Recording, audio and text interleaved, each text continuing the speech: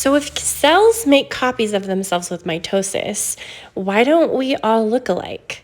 Stay tuned and let's talk about this more. Hey everybody, there is a wonderful joy as a science teacher being able to explain to students about cell division and particularly mitosis and meiosis. My other biology friends out there probably understand the challenge that we have with trying to explain meiosis and the creation of sex cells or reproductive cells with middle schoolers. It's a joy. It's science, right? And that's the way I'm going to view it. So here we go. Let's get started with the awkward. Yep.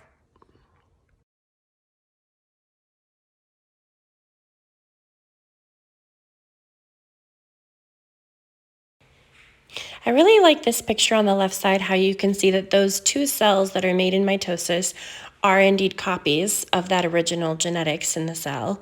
Whereas on the right side, you can see 4 cells are made in meiosis and they are genetically unique each time. It's simplified with just having a few chromosomes in the picture, but it still does give a really good image. In what students are learning about right now within cell division, many students, you guys were able to find that cell division happens with mitosis or meiosis in the website that I had you all hunt. And I wanted to come on here and give a little tip and a little suggestion to help you guys remember and help keep these straight. So what I would have you guys do is go ahead and look at the second letter within each of these two words. And when we look at mitosis, that you guys have a little bit more familiarity with, we create identical body cells within mitosis. So that's how we are repairing bone and skin and creating new blood cells, and pretty much everywhere in our bodies we are doing mitosis to create new cells. But there is one type of cell division that is different, and that is meiosis, and that second letter is an E, and I like to think of it as that stands for egg, and that stands for like reproductive cells and being able to have those sperm and egg cells that do create babies for us and help create those offspring. That would be one way to help keep it separate in your mind and help keep that difference clear, just because these words are so similar to each other.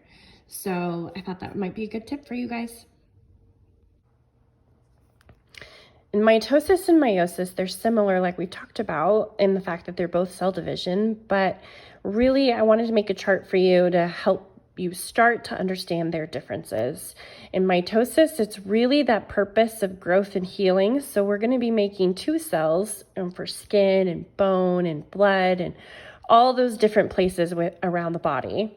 It's really meant for that growth and healing and to have identical genetics throughout the body and be able to create 2 cells as a result.